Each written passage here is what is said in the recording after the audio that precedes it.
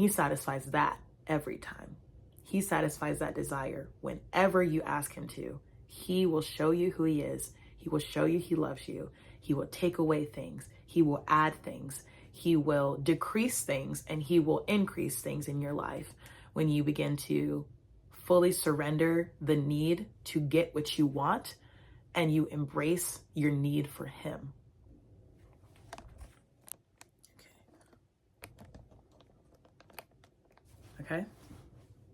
Okay. Hi guys, welcome back to my channel. I make videos on life, faith, and music. And so welcome. If you're new here, subscribe.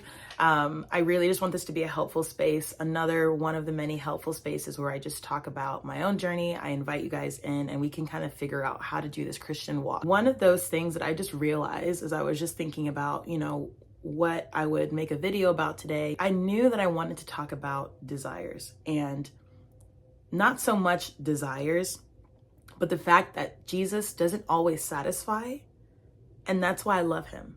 So when I say that, of course, you're, the theologians or the Bible people, which is good. You should read your Bible. But of course the alarms go off. He does satisfy. He's all sufficient. He does, and he does. What I'm trying to convey when I'm communicating is that he doesn't always satisfy the desires of your heart. And that's why we should love him. And that's why I love him, is because he doesn't always give us what we want. He doesn't always satisfy every desire and want in our heart. And I think it's a good thing. I don't think it's anything to be sad about or anything that would hinder your faith in him.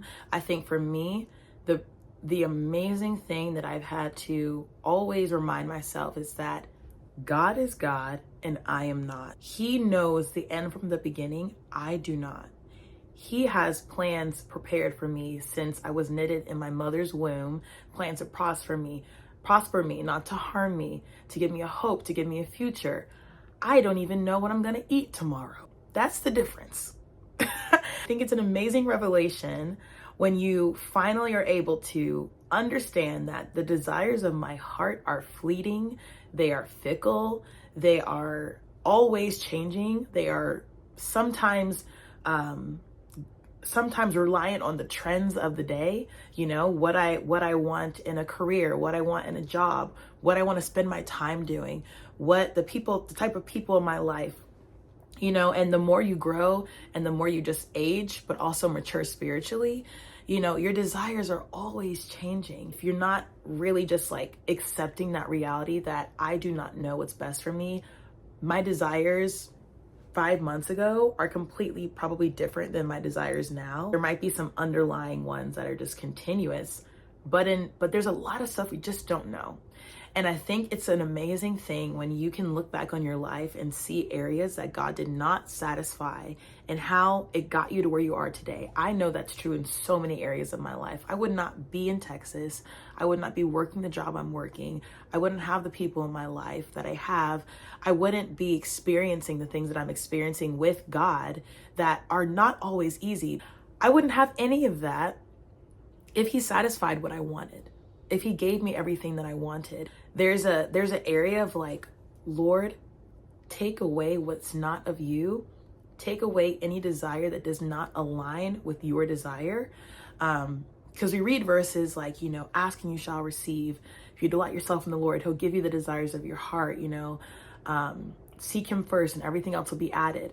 Those are verses that I think I sometimes inflate to mean if I do the right thing, I'm going to get what I want. That is not good theology. And that's okay to just want something, but you also have to understand that good works does not equal everything I want happening that I want to happen. That's not how it works. We don't operate out of that spirit. That's a religious spirit. All that to say, I just want to encourage you, if there's areas in your life that have not been satisfied yet, if you do not have the job you want, if your savings account isn't looking the way you wanted it to look, if you wanted X, Y, and Z to happen and it has not happened, you have not been satisfied in your dreams, goals, aspirations, if those things have not been satisfied, I'm talking to myself I'm literally looking at myself as I film this. So I'm talking to myself because God is a good and loving Father. He's a good and loving Father. I say that to say, as a good father, a lot of times everybody, we all want to find someone else to blame sometimes. And we bring things to the Lord like, God, you know, I've done this for you. You haven't, and you, and we're like shifting all of the blame as to why our hopes and dreams haven't happened to God. There's an authenticity in that is necessary, because it does not serve anyone if you suppress what you're really feeling. But we have to also understand that just like in the natural, as a father rears up his child, you can't give your child everything they desire, because what they desire today is going to be different probably in the next 5 minutes with a kid. To be angry or upset or have issue with the way that the Lord leads your life, it's just something to really take time and sit with. And remembrance is key. And understanding that just like a father doesn't give his kid everything that they want, God isn't either. He knows what you want before you even ask, what you really want before you even ask for it. And when you desire something and you bring those things to him, he listens, but he's also listening through the filter of like, okay, she's asking for this, he's asking for this, but they really want this. I know they really want this. I'm just really hoping that they have enough faith to believe that I can provide what they actually want and not just give them over to the desires of their flesh or the desires of their trauma or the desires of their hurt or their desires from other people, from comparison. You know, he wants to give you the true desires of your heart, the heart that he fashioned, the heart that he created for a unique and specific purpose. You know, he wants to give you those things. And so I just really want to submit that to you. If you're struggling today or you have recently with just unmet desires, there's an open door for connection with Christ, for seeking understanding, for seeking closeness, so close where you can actually hear the Lord speak as to what you need, as to what you actually want, reevaluating the things that have happened in your life. Why do I want these things? Why do I want this job? Why do I want this house? Why do I want to be in this ministry? Why do I want to start this business? Maybe there's a desire that you've given me to steward something in some capacity, and it hasn't happened yet. What are the areas of my heart that I need in order to step into that season?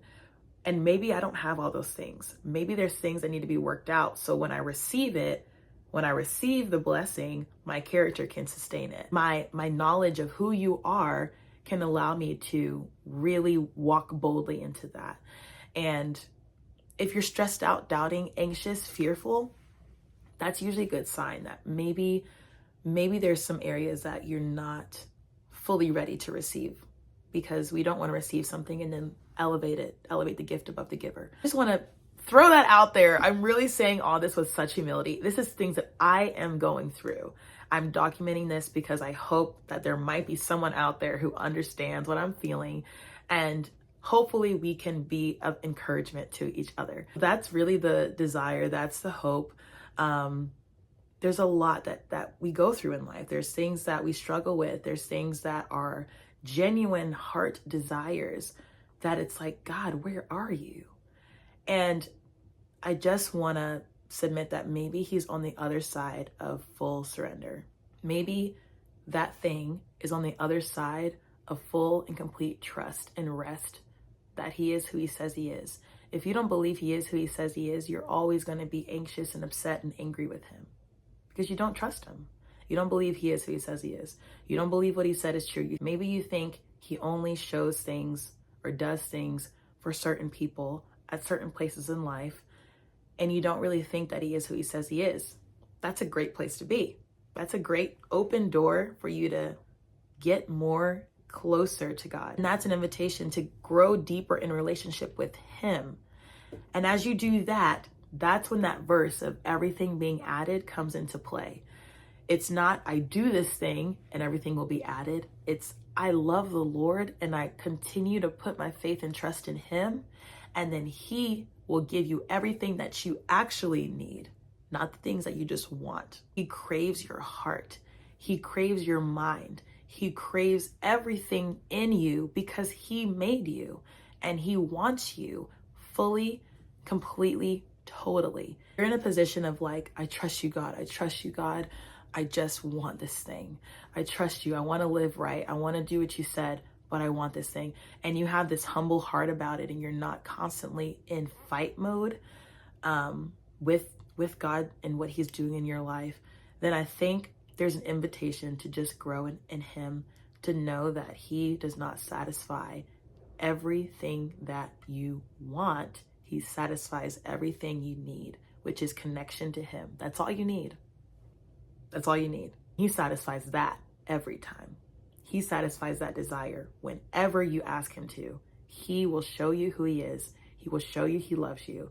He will take away things. He will add things. He will decrease things, and he will increase things in your life when you begin to fully surrender the need to get what you want and you embrace your need for him. So I hope this is encouraging. I'm really shooting off at the mouth. I'm just kind of saying the things that are in my head as an encouragement to myself. I hope it's encouraging to you. It's important to know God's word so you actually have something to fight against when you're dealing with temptation, when you're dealing with, fear and anxiety of the future. It's not God's portion for you. And you know that. If you love the Lord and you're trying to live right, when you feel anxiety and stress and stressful situations or unmet desires, which is hope deferred, which makes the heart sick, but a dream fulfilled is a tree of life, and the dream fulfilled is Jesus. Because trust me, you can get everything you want and still not feel satisfied. Ask any multiple billionaire celebrities. You can see it everywhere. You can have everything you think you want and still not be satisfied because it has nothing to do. The tree of life is not a thing. It's never a thing. That verse, as you read it, really ask the Lord, when I'm reading this verse, is that thing I'm thinking about a thing, a person, or is it more of you and everything that comes with you?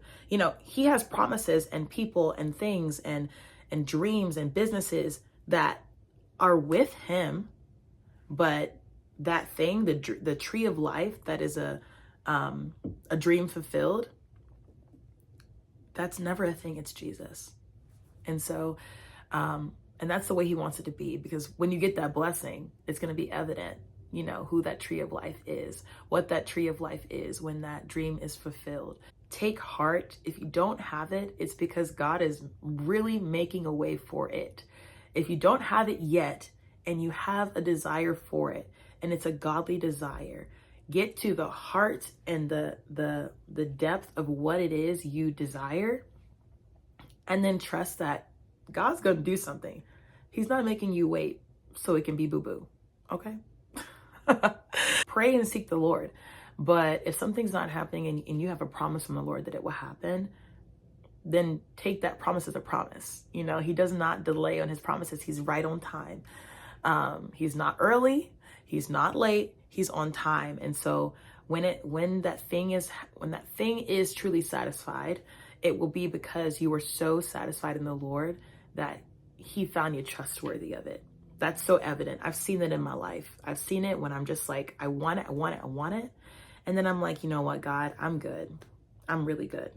Like, if I don't get it, it's okay, because I trust you. Like the three men in the fire, we know our God will deliver us, but even if he doesn't, we'll still serve, and that should be the heart that we have. That's it. I'm going to stop recording now, but I hope you guys have a great rest of your day, evening, and I'll see you in the next video. Bye.